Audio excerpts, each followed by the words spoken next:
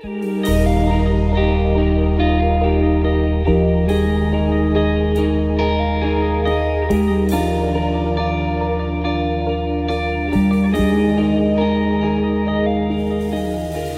estudo anterior, aprendemos sobre um livro selado com 7 selos que estavam nas mãos de Deus.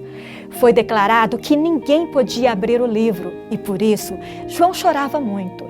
Então veio a palavra de conforto de um dos anciãos. Não chores, eis que o leão da tribo de Judá venceu para abrir o livro e os seus 7 selos. Hoje descobriremos que eventos ocorrem à medida que o cordeiro rompe os selos. Na abertura de cada selo, vê-se um paralelismo com os eventos já descritos nas 7 cartas às igrejas. São aspectos de um grande conflito envolvendo as forças do bem e do mal, vistos de um outro ângulo. Acredito que Deus está no controle da história e governa para o bem de seus filhos. Descubra o que foi revelado na abertura de cada selo e o que João viu quando o cordeiro abriu o 7º selo, que é o que mais aguardamos. Então, um bom estudo para você.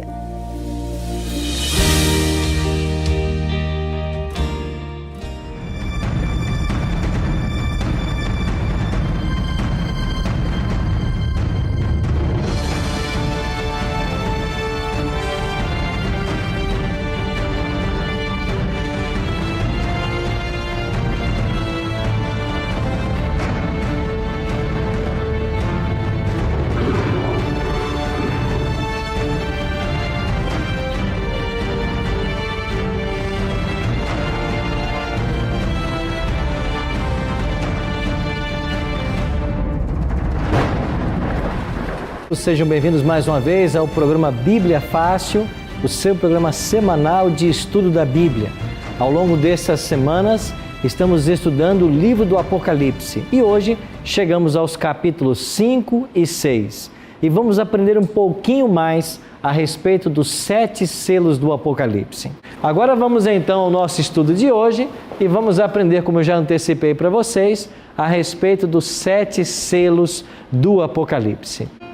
Semana passada estudamos a respeito do trono de Deus. Estão lembrados?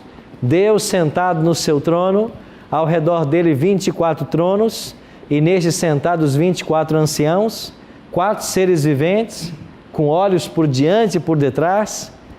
Falamos sobre o que eles significam. E agora, no capítulo 5, nós temos uma continuidade da visão. Olha o que diz o verso 1. Depois vi na mão direita daquele que está sentado no trono um livro escrito por dentro e por fora e de todo selado com quantos selos? 7 selos. Quando olhamos para esse texto, a imagem de selo que vem na nossa mente não é esta aqui? Vocês já selaram cartas, não? Hoje poucas pessoas enviam cartas, muitos usam correio eletrônico, né? Mas a gente usava no passado muito enviar cartas e selávamos as cartas para que elas chegassem ao seu destino. Ainda hoje muitos usam, mas esse é o conceito de selo que vem à nossa mente quando falamos em um livro selado. Mas nos tempos bíblicos, um selo tinha uma conotação diferente, não se parecia com o que nós temos hoje. Mas esse livro selado com 7 selos pode ser também traduzido como um rolo selado com 7 selos. Livro ou rolo, a palavra é a mesma. E assim era um selo nos tempos bíblicos. Esse selo geralmente era colocado para impedir de que o objeto fosse aberto. E aqui no Apocalipse está sendo contemplada uma cena em que existem 7 selos. E esses selos estão guardando o conteúdo desse livro.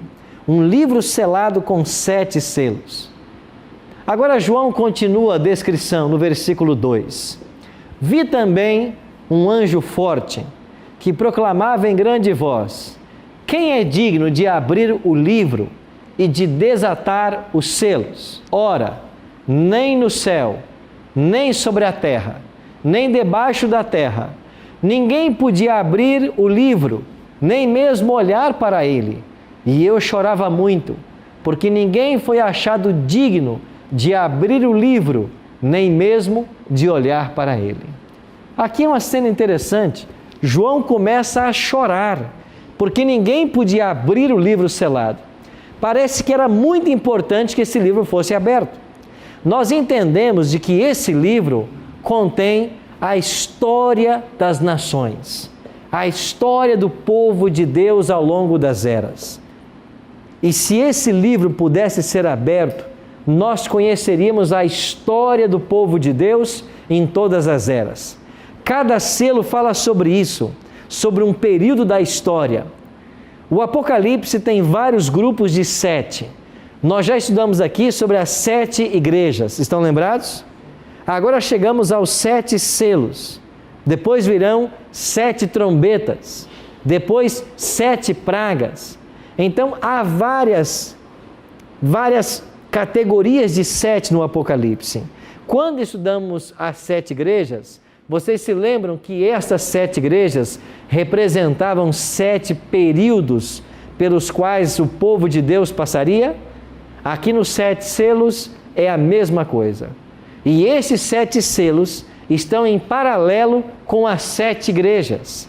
As datas coincidem, os eventos coincidem, só que como a profecia é uma verdade que se amplia, a abertura dos selos trará para nós informações que as 7 igrejas não trouxeram. Então João chorava muito. Era importante que esse livro fosse aberto, que os selos se rompessem, mas ninguém foi achado digno. E enquanto João chorava, o que aconteceu? Verso 5. Todavia, um dos anciãos me disse: não chores, eis que o leão da tribo de Judá, a raiz de Davi, venceu para abrir o livro e os seus 7 selos. Então vi no meio do trono e dos 4 seres viventes e entre os anciãos, de pé, o quê? Um cordeiro, como tendo sido morto. Ele tinha 7 chifres, bem como 7 olhos, que são 7 Espíritos de Deus enviados por toda a terra. O anjo disse assim para João: não chores, a raiz de Davi, o leão da tribo de Judá, ele vai abrir os selos. Mas quando ele se volta, ele vê o quê? Um cordeiro. Interessante que foi dito para ele que seria o leão, mas quando ele se volta, ele vê o cordeiro. Por que ele vê agora o cordeiro como tendo sido morto? Porque este leão que reina, que pode abrir os selos, ele só reina e só pode abrir os selos porque um dia ele morreu. Um dia ele foi cordeiro. Então o Apocalipse, pelo menos 29 vezes, vai chamar Cristo de cordeiro. Vai ser usada a expressão cordeiro para Jesus aqui no Apocalipse pelo menos 29 vezes. E agora, um dos seres viventes diz assim: veio, pois, e tomou o livro da mão direita daquele que estava sentado no trono. O cordeiro pegou o livro nas mãos de Deus. E quando tomou o livro, os 4 seres viventes e os 24 anciãos prostraram-se diante do cordeiro, tendo cada um deles uma harpa e taças de ouro cheias de incenso, que são as orações dos santos, e entoavam um novo cântico dizendo: digno és de tomar o livro e de abrir os selos, porque foste morto, e com o teu sangue compraste para Deus os que procedem de toda tribo, língua, povo e nação. Olha que interessante. No capítulo 4, os seres celestiais disseram que Deus era digno de adoração. Por que motivo? Porque era o Criador. Agora no capítulo 5, os seres estão dizendo que Deus é digno de adoração. Por quê? Não apenas porque Ele é o Criador agora, mas porque Ele é o Redentor. Porque você foste morto e com o teu sangue compraste para Deus os que procedem da terra. Aqui no capítulo 5, Cristo é adorado porque Ele é o Redentor. Então há dois motivos especiais pelos quais nós adoramos a Deus: porque Ele nos criou e porque Ele nos redimiu. Nós pertencemos a Deus por criação e por redenção. E Ele pode agora abrir os selos. E então o Cordeiro, que também é chamado o leão da tribo de Judá, que também é chamado a raiz de Davi. Por que essa expressão raiz de Davi? Porque Cristo é um descendente de Davi. Ele é da linhagem davídica. Então, esse Cristo que foi morto como um Cordeiro de Deus, como disse João Batista em João 1:29, eis o Cordeiro de Deus que tira o pecado do mundo. Então, esse Cordeiro pode abrir, e agora Cristo vai começar a abertura dos selos. Então, chegamos ao capítulo 6. O capítulo 5 é a cena introdutória para ver quem podia abrir o livro. E o capítulo 6 descreve a abertura dos 7 selos. Verso 2. Quando é aberto o primeiro selo, diz assim o verso 2: Vi, e eis que um cavalo branco, e o seu cavaleiro com um arco, foi-lhe dado uma coroa, e ele saiu vencendo e para vencer. Eu disse para vocês de que há um paralelo entre as 7 igrejas e os 7 selos. Lembram-se como se chamava a primeira igreja? Éfeso. E nós falamos que a igreja de Éfeso foi caracterizada por um período de quê? Pureza apostólica, doutrinária. Era a igreja que tinha como membro os discípulos. Eles mantiveram a verdade pura de Deus no primeiro século. João voltou da ilha de Patmos e liderou a igreja de Éfeso até a sua morte. Agora, quando o Cordeiro abre o primeiro selo, aparece um cavalo branco. Na Bíblia, símbolo de pureza. E ele sai vencendo e para vencer. Ou seja, este cavaleiro com este cavalo branco, ele está fazendo alusão ao mesmo período da primeira igreja, que vai do ano 31 da morte de Cristo até o ano 100. Neste período você tem uma igreja vitoriosa.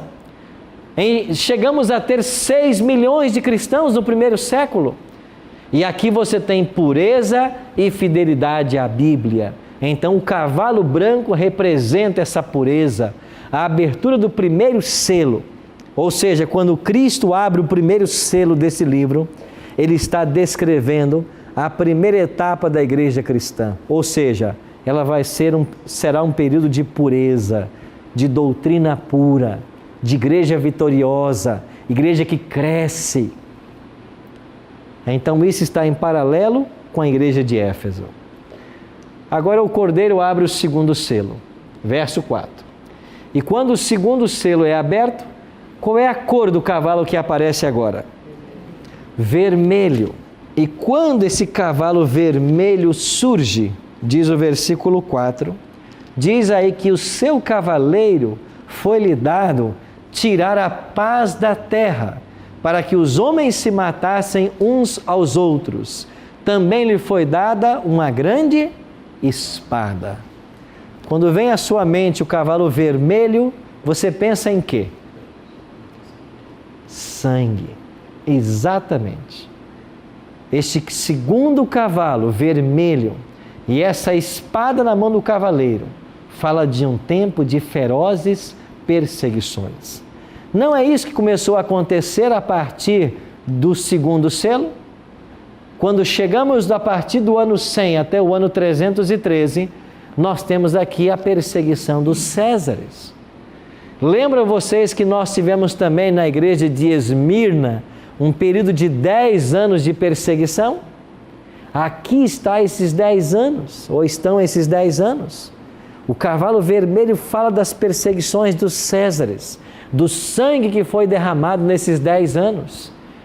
Agora a discórdia, a discussão e a controvérsia fazem parte do cenário da igreja. Então o segundo selo é uma alusão à história da igreja cristã do ano 100 ano aproximado em que morre João, até o ano 313, quando Constantino assina o Edito de Tolerância de Milão e dá fim à perseguição aos cristãos, pelo menos temporariamente. Por isso, um cavalo vermelho. O cordeiro então abre o terceiro selo. E quando o terceiro selo é aberto, qual é a cor do cavalo agora? Preto. Diz assim o verso: venha então, vi, e eis um cavalo preto, e o seu cavaleiro com uma balança na mão. E ouvi uma, como que voz no meio dos 4 seres viventes, dizendo: uma medida de trigo por 1 denário, 3 medidas de cevada por 1 denário, e não danifiqueis o azeite e o vinho. O que significa a abertura desse terceiro selo? Se o cavalo branco representava a pureza, o que você acha que representa o cavalo preto? O oposto da pureza. O cavalo preto vai representar a corrupção da fé. E sabe o que acontece nesse período de 313 até o ano 538? Acontece a queda do Império Romano. E os historiadores dizem que quando sai de cena a figura do imperador, a figura política que sobra é a figura dos bispos. E nós já dissemos para vocês que foi no ano 538 que o bispo de Roma começou a dominar. E quando isso aconteceu, nós tivemos uma época de fome e miséria espiritual. Por quê? Porque a Bíblia foi tirada do povo. E no lugar da verdade apostólica, começaram a se infiltrar dentro da igreja dogmas, tradições e costumes. Querem ver um exemplo? No ano 321, nós temos o primeiro decreto para que os cristãos adorem no domingo. Sabe quem promulgou esse decreto? O próprio imperador Constantino, que havia se convertido, entre aspas, ao cristianismo e depois sido batizado pelo Papa Silvestre. Agora, no ano 321, ele vai baixar um decreto dizendo que o dia que devemos adorar a Deus, que deve ser santificado, é o domingo. 321, para ser exato, no dia 7 de março. No ano 364, no Concílio de Laodiceia, a igreja pega agora esse domingo, que era uma lei civil, e incorpora a uma lei eclesiástica. Agora a igreja começa a orientar que o domingo deve ser observado. Em 370 surge o culto aos santos. E já foi perguntado aqui a respeito de seres humanos que morreram, se eles podem interceder por nós. Veja que desde o ano 370, muitos pretendem cultuar as pessoas que já morreram, mas isto a Bíblia não aconselha. A Bíblia não apresenta isso como correto. Somente Deus deve ser adorado. Em 400 começaram as orações pelos mortos. Ora, você não deve orar por quem já morreu. Quem morreu já teve o seu destino traçado. Ou ele está salvo ou ele está perdido. Quem morre não pode mudar de lado agora. Então nós temos que orar, e muito, pelas pessoas em vida, porque depois que morre, não tem mais o que fazer. No ano 530, foi inventado o dogma do purgatório, um local de tormento eterno. Para que se inventou isso? Para que através do medo levasse as pessoas à religião, à obediência, à submissão à igreja. Digno é o Cordeiro que foi morto, de receber a honra, a glória e o louvor. O reino deste mundo agora está em suas mãos, pois proclamada foi na cruz a salvação. o acusador foi derrotado e seu domínio retirado, e com poder Jesus para sempre